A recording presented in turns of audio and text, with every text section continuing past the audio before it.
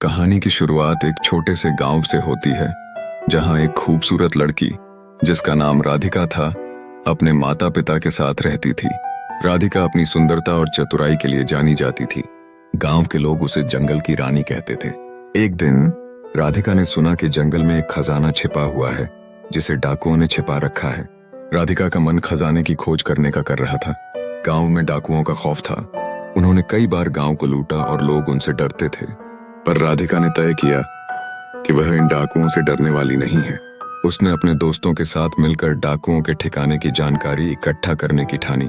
राधिका ने अपने साहस और चतुराई का उपयोग करते हुए डाकुओं के बारे में कई जानकारियां जुटाईं। राधिका ने अपने दोस्तों के साथ मिलकर एक योजना बनाई।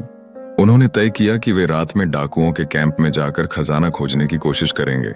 उनकी योजना के अनुसार राधिका अपने आकर्षण और सुंदरता का इस्तेमाल करेगी ताकि वह डाकुओं के ध्यान को भटका सके। सभी दोस्त उनकी इस योजना में सहयोग करने के लिए तैयार हो गए। रात का अंधेरा होते ही राधिका और उसके दोस्त जंगल में दाखिल हुए। उन्होंने सावधानी से डाकुओं के कैंप की ओर बढ़ना शुरू किया। राधिका ने अपनी सुंदरता का जादू चलाते हुए डाकुओं के बीच जाकर उनसे बातचीत शुरू की, जिससे उसे खजाने की सही लोकेशन पता चल गई। जब राधिका ने खजाने का स्थान जान लिया तो वह अपने दोस्तों को बुलाने के लिए वापस लौटी, लेकिन डाकुओं ने उसे पहचान लिया और उसे पकड़ लिया। डाकुओं के मुखिया ने उसे सजा देने का फैसला किया, लेकिन राधिका ने अपनी चतुराई से उसे अपनी ओर आकर्षित किया।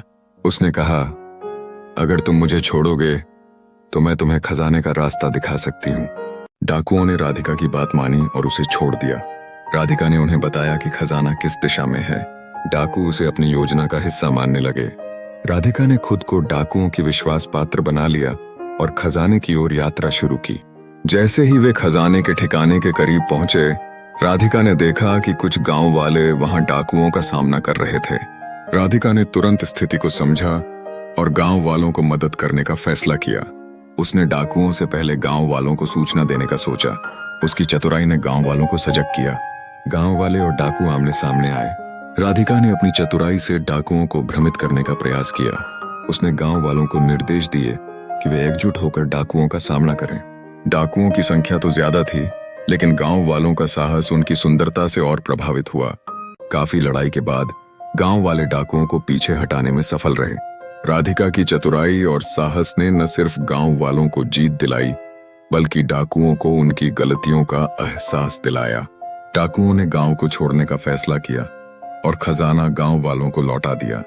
राधिका की वीरता की कहानी लोगों के बीच फैल गई। गांव वाले उसे सम्मानित किया और उसे गांव की रानी का दर्जा दिया। डाकुओं ने अपने गलत कामों का प्रायश्चित करने की ठानी और गांव वालों की सहायता करने का निर्णय लिया। मीडिया में राधिका की सुंदरता और चतुराई की चर्चा हुई। कहानी खत्म होती है गांव में शांति और प्रेम के साथ, जहां राधिका ने हर किसी को यह सिखाया कि साहस और चतुराई से कोई भी मुश्किल हल की जा सकती है।